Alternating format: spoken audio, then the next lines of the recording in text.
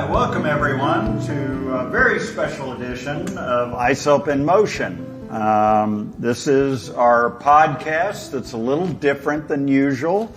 We are at the advanced module here in Lexington, Kentucky, and we have just finished our first day, and I have lined up some individuals that I think you may want to hear from. So what we're doing today is I've got a group of people who were former board members and current board members and our founder are all here, as well as the guy who made sure we had the equipment these last 20 years to do this with at our wet labs.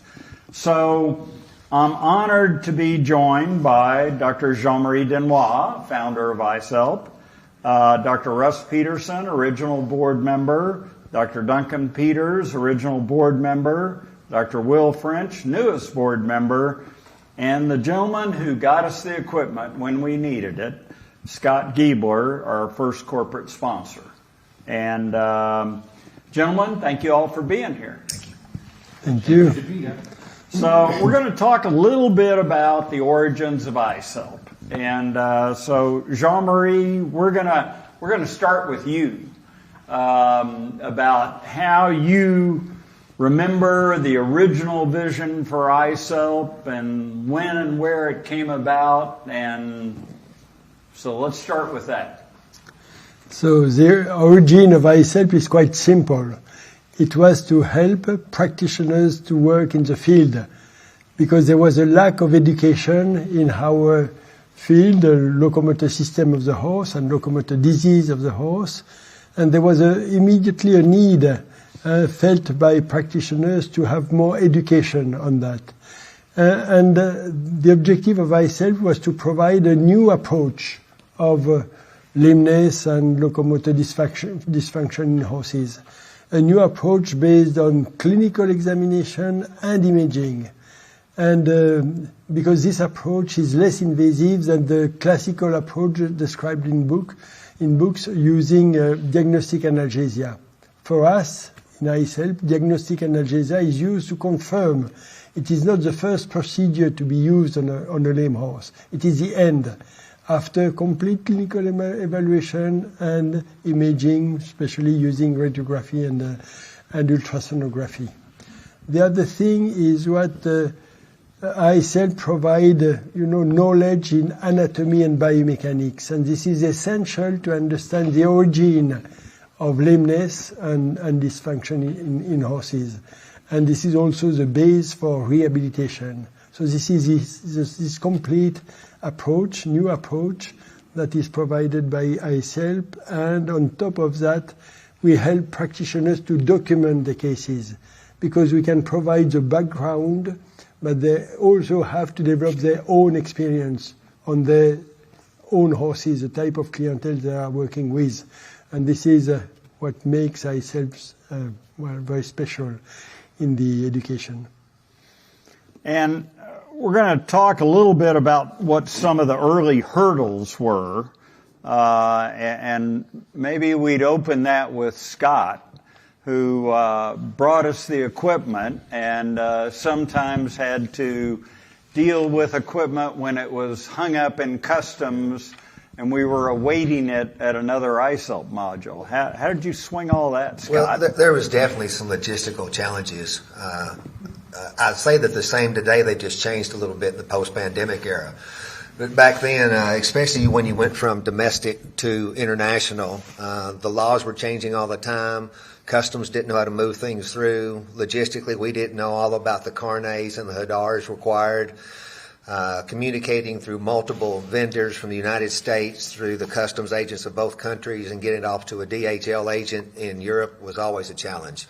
And it was something you could never assume that was going to happen. You had to touch it every few hours to make sure it got there up until the point it was delivered and plugged into the clinic.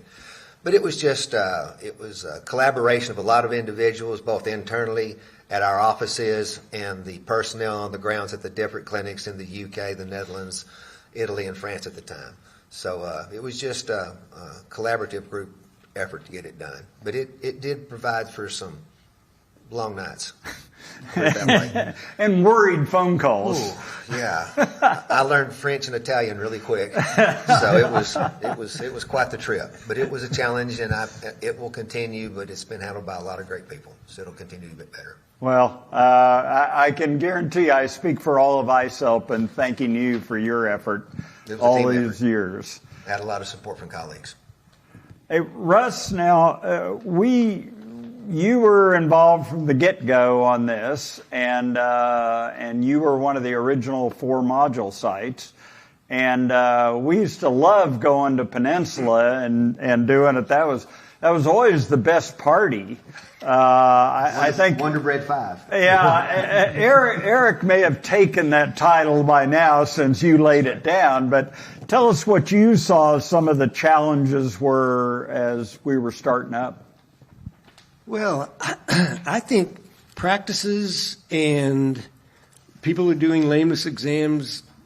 It was a dynamic time. Ultrasounds had been out for a few years, but there was very little that taught people about it, especially people that had been around for a little while.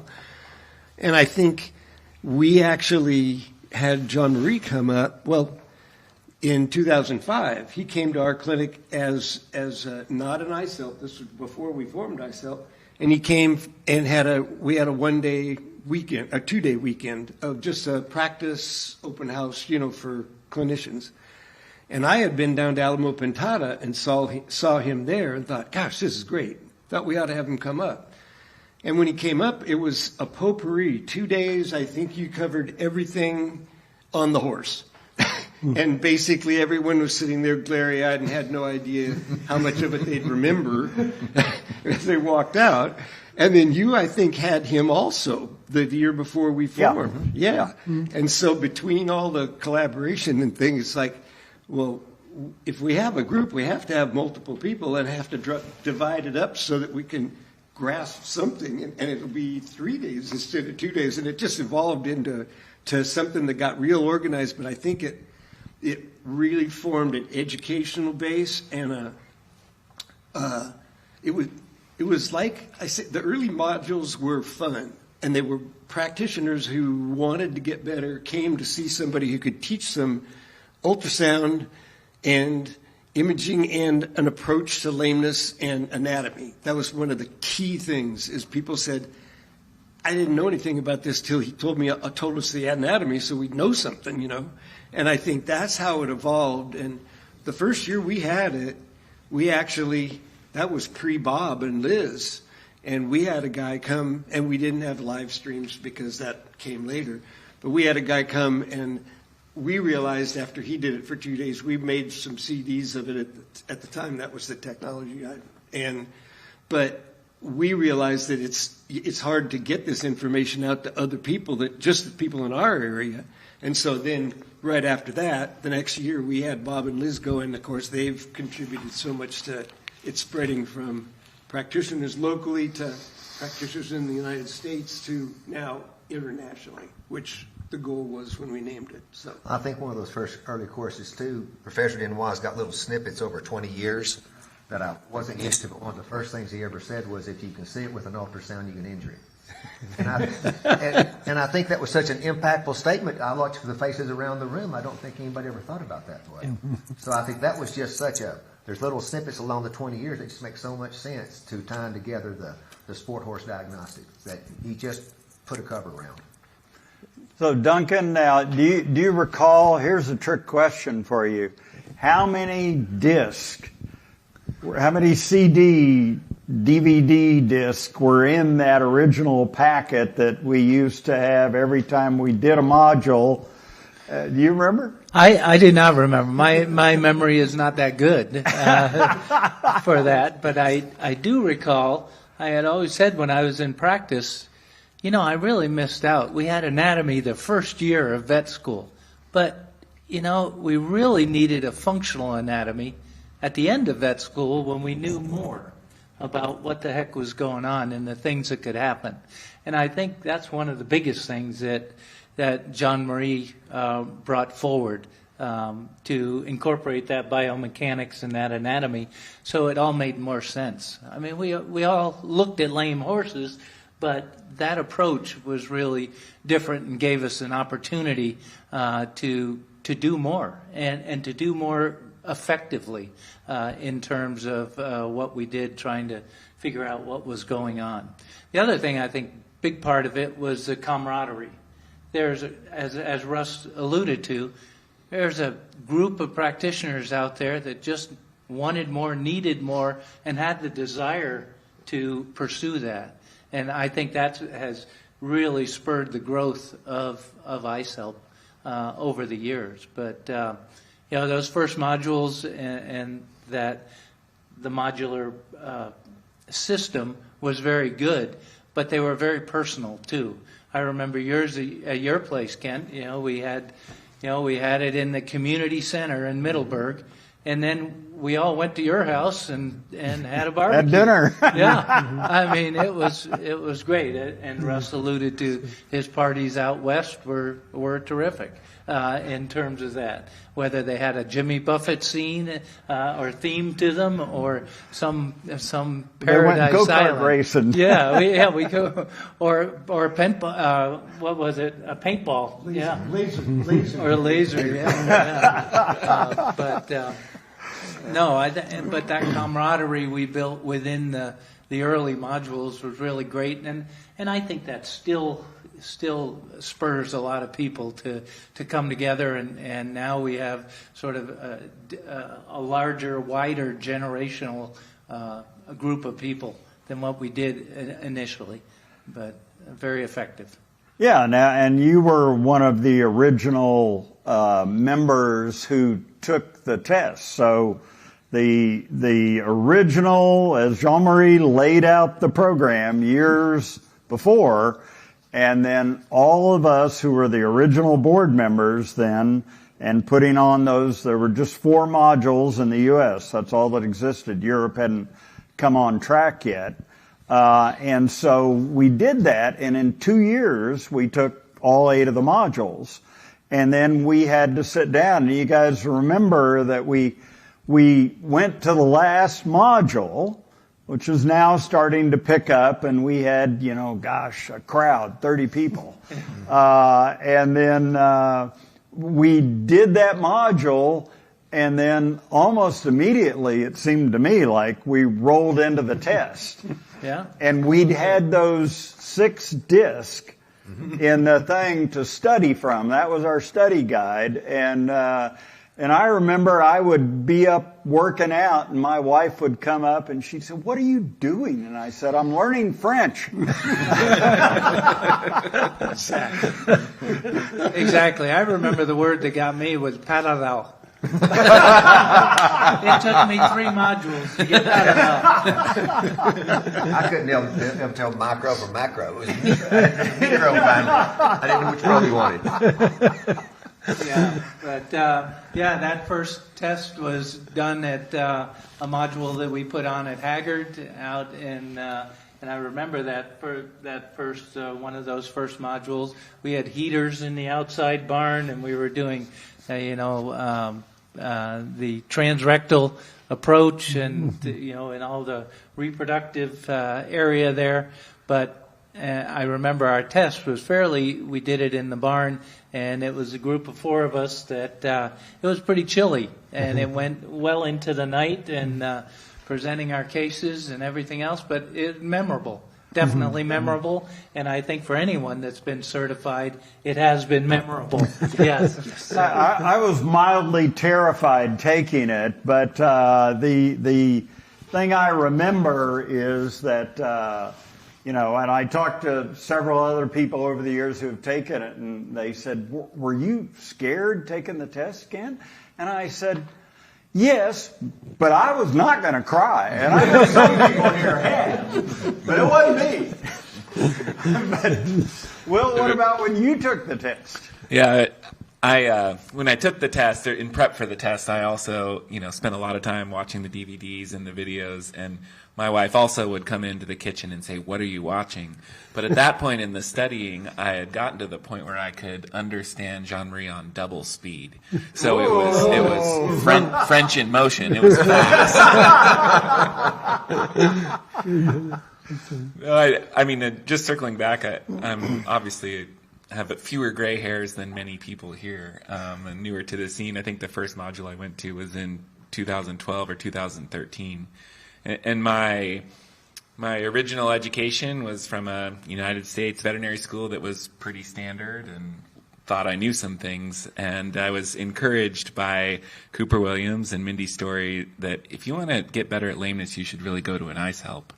And so I remember the first module I went to was neck and back, and I sat down in the hotel in Virginia and was expecting to sit through some lecture, and they wheel in the cadaver, and Jean-Marie started dissecting, and at that minute I said, oh, this is a different beast in a good way. And then they bring in the live horse for the live demo, and I said, oh, this is really different. And it wasn't just those cool things that happened at the module. It was what you learned. It was the anatomy. It was the biomechanics, the things that you did not learn in school that really opened my eyes, and am eternally grateful to have the opportunity to be a part of. The one I always remember was Rick Mitchell at one of the, it may have been pre-ISELP, but I'm there at the meeting with him, and I know Rick in passing, but I don't really know him.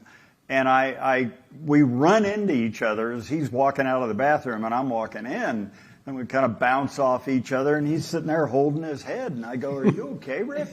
And he goes, oh my God, I am going to kill the guy who taught me anatomy. And I think that's back to what Duncan was saying is, we all were taught anatomy. We all learned anatomy. I don't think we grasp what we needed to learn from it to function in the new world.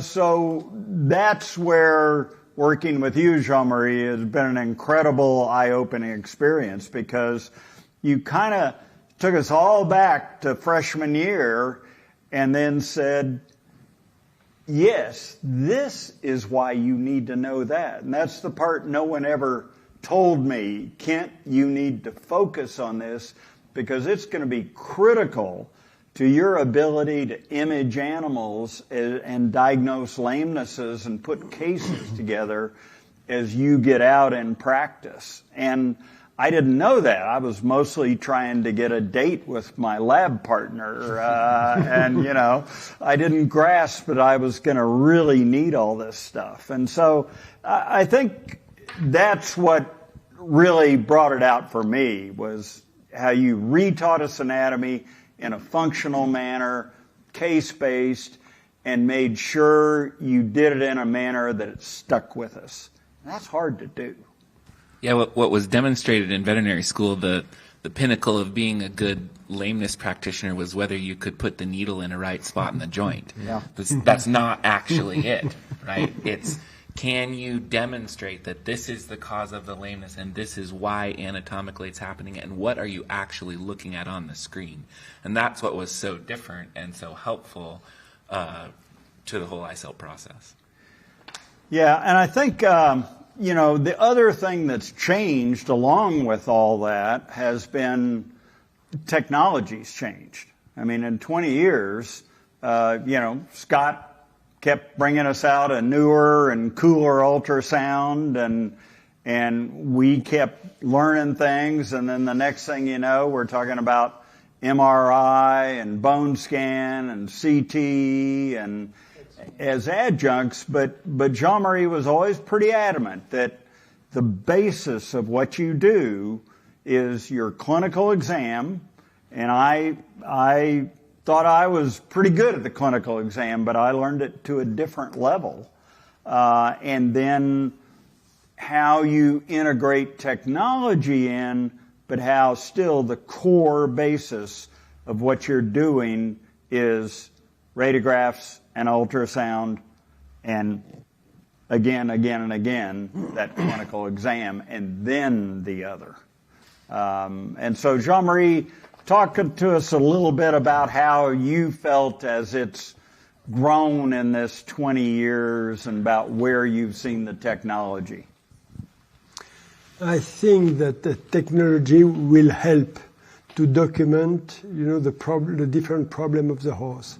But as you said, Kent, we have to build the background, and individually, every practitioner has to have enough knowledge of anatomy and biomechanics to interpret technology. Technology will provide new data to document disease that we know. Nowadays I think that we have a quite complete knowledge of the different causes of locomotor problem in horses. But technology provides a new documentation of that. But the problem is that people doing only technology cannot interpret technology in order to know if the findings are correlated to the problem of the horse. So this is why I think that we still have to go back to biomechanics every time, because the clinical manifestation of the horse are related to the biomechanics. A horse is lame because he's putting stress on lesion. And if we can understand that, we can interpret better, what is provided by CT scan, MRI, etc. So I think that this is, a synergistic approach between background, anatomy and biomechanics, clinical exam, which is a manifestation of biomechanics and lesion, and technology, which will provide new documentation of this lesion. And this is this whole thing that we have to, reconsider for the future. Where did you come up with ISELP? Where did the name come from? And that was you, because commonly people who are stumbling over the name and they can't figure it out and they don't understand what it means, I say, look, we were named by an anatomist, not a marketing person. Okay? But where did you get the name? So ISELP, it means International Society of Equine Locomotor Pathology. So as I am saying during the lectures, I don't like orthopedics. Because orthopedics, if you look, as an anatomist, I take care about the significance of words. And orthopedics mean driven children on the right way. Orthopedics. Pedics are children. It is not the foot of the horse. This word has been used by people doing surgery in children. And by extension, people who don't know very well the etymology of words are doing orthopedics when they are doing examination of a lame horse. This is not orthopedics, this is not the children, you understand? So this is why I use locomotion. We are doing pathology of the locomotor system, like people doing cardiology are doing pathology of the heart, people doing digestive pathology of the digestive system. They are not using another word. So I think that it was best. And locomotion, what is it? It is loco and motion. Motion means that you are moving from a site, loco is a site, from a site to another site. So locomotion is just movement. And what we are doing when we examine horses, we are trying to know what are the alteration of locomotion, lameness or dysfunction, and alteration of locomotion are related to disease of the locomotor system. This is why ISELP means International Society of Equine Locomotor Pathology.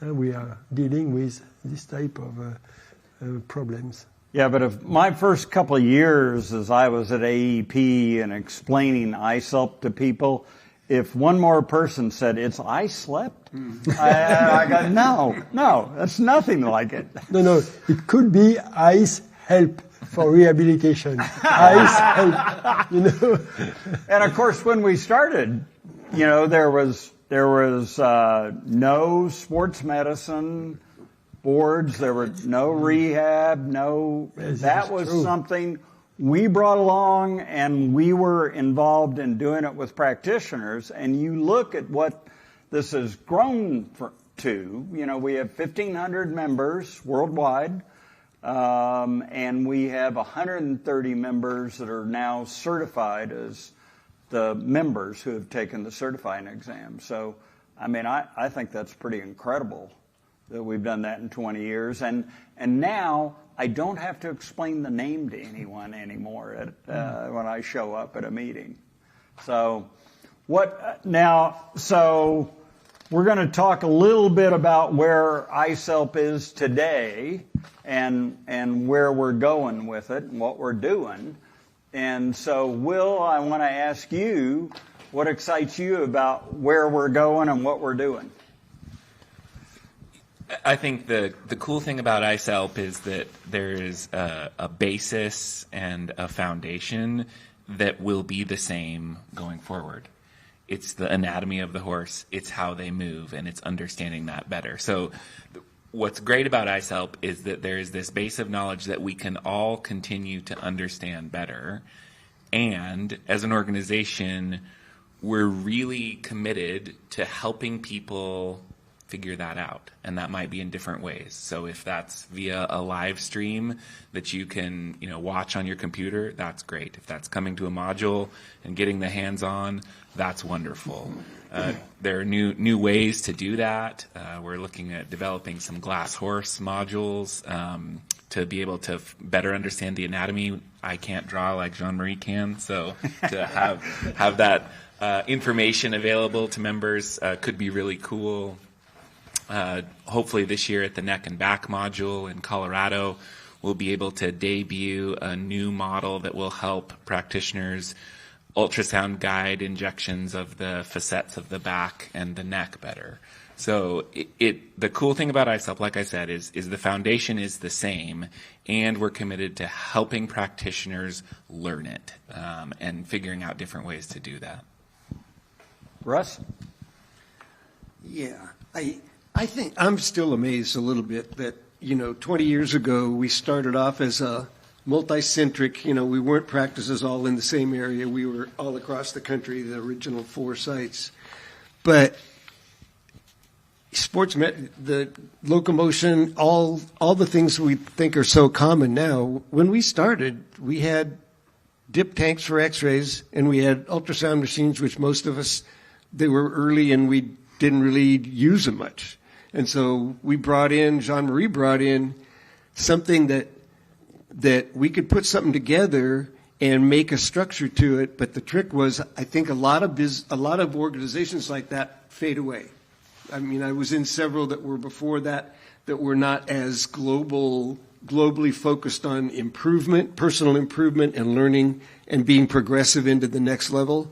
So, when we got DR and then we had imaging with CT and MRI, it was all within the scope of ISELP. And I think when we started, for example, we had farrier movements. People wanted to know what this ISELP, whatever that thing was. And we had to work with shoers, and Jean-Marie had shoeing things that a lot of those guys never heard of, So we had farrier meetings one days. We had Natalie there, and we had locomotion. And those are things that people didn't do, but as it came up and there was a need, ISELP kind of stepped in and said, well, let's do that.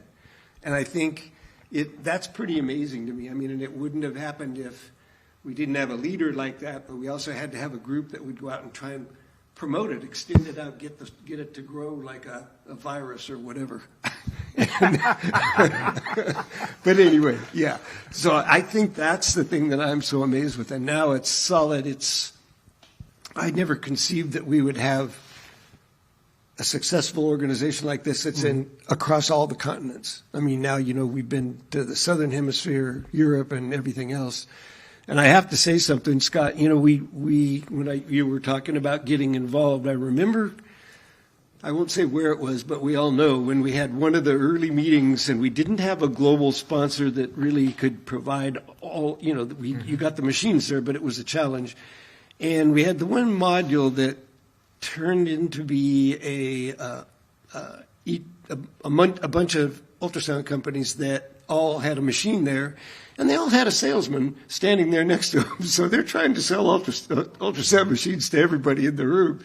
And I remember at that point we said, we got to get away from this. This is not a market thing. We got to have a standard deal and blah, blah, blah. And that's when Scott stepped in. So I got to say, that at that point in time, I remember that one. He was critical. Very well. Oh, yeah. You would. No, that was, we didn't know what we were going to do, but we knew what we weren't going to do.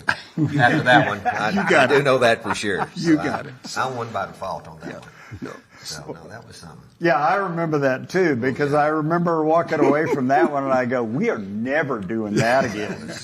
And Never. and I'll just say this, and this will be my bit for the podcast, but I hear everything everybody's saying about the 20-year successes of it, but I want to say something back to you, Kent, because it takes a brave person to want to lead something like this for 20 years, knowing all the personalities you have to deal with, the different points of view from different cultures, different countries, to take all those arrows. You've had that experience on the international basis with the FEI and everything, and to stick to the course, to keep your cool, to even navigate just the board membership. I'm sure it has to be trials at some time. But you never see the organization shake or have a crack in it. It always moves forward. It sticks to its core fundamentals. And like you said, stacks on technology when it's appropriate. Not just because it's the latest thing. It's because it supports the basic anatomy from Professor Denois and what we know through science. So the leadership of this group has been incredible. Once you brought the European board on, they stepped up to the plate. And it's just been an incredible growth spurt that I wish everybody could appreciate all the love and the labor and the trials that went through it to get it to where it is today. So that goes to all of you founding members, all you new members, all of our members from across the pond who aren't here. It's just a pretty big testament to what can be done for people who focus on one science. Well, Jean-Marie, I will let you finish this out for us. What excites you? I know we're talking about you going back down under next year and going to Australia, who knows, maybe New Zealand, but and spreading the gospel down there. But what has you excited about ISELP as it goes forward? So education is something which is continuous. You cannot say, I have educated people and now I can stop. It is a permanent process because we have new people and because every time we have to revise our knowledge or our beliefs. So, and this is why I continue, because I can tell you that every day I learn from observation of horses, and I still learn a lot. And maybe with the background, I can learn more than people who don't have the background, because I know what to consider when I look at a horse. So this is why I continue, and as you understand, I like teaching. Regarding the future of ISELP, I think that maybe we have to put more emphasis on rehabilitation and management and prevention. Management and prevention, because we speak a lot about treatment, but I think that management is a key.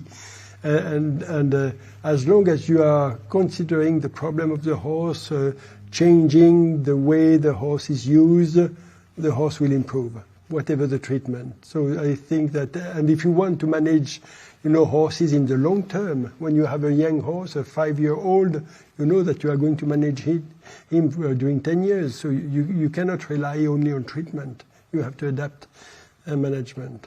So these are things that I am interested in, and I think that also maybe we have to incorporate some ethical approach of ISELP, especially because on one side you have social media that are growing and saying everything wrong and a little of truth, and we have more and more capacity to examine horses. So maybe we have to think about that, how we can adapt, our approach of the horse to the needs of the horse and to also the capacity of the owner to pay what we are going to do. And this is something which is interesting to me, because sometimes I can see horses with little problem going in some clinic and they pay a big bill because of examinations which are not justified. And this is part of something that we have to consider, and creating, for example, an ethical committee in ISELP, providing rules or recommendation for the approach of the horse. Yeah, I have a little saying which you've contributed, all of you, over the years, that absent a diagnosis, medicine is poison, surgery is trauma, alternative therapy is witchcraft, and rehabilitation is a waste of time. If you don't have the diagnosis, you don't have anything. So start with something where you're headed to. Well, what's got me excited about ISELP, and I think it's great that you're going down to Australia. We're moving into educating a new group of people that are all excited about it in our third continent. I think that's amazing. I think the basis of what we started, which was a non-profit educational, means that, you know, people aren't skimming money off. Things are going to educate people. And that's the strength of our organization, one of the many strengths. And then the other thing I find exciting, that we're launching a student program. And we're going to get ultrasounds in the hands of students. We're going to educate them. We're going to teach them anatomy. Yeah, it'll be ISELP light, but it will be something that, you know, just what we've been sitting here talking about as youngsters back when we were. You know, now we can educate them that anatomy they're learning is important, and where they're going forward, that clinical exam is probably the most important skill that they will ever learn. And then make sure you can couple the anatomy to the imaging as they go forward. So all of that's got me excited about what we're doing. So thank you, gentlemen. Appreciate you all spending a moment with us and talking to us about where ISELP came from, where it's going. And we will look to all of our listeners to see and hear you again down the road. Thank you for ISELP in Motion.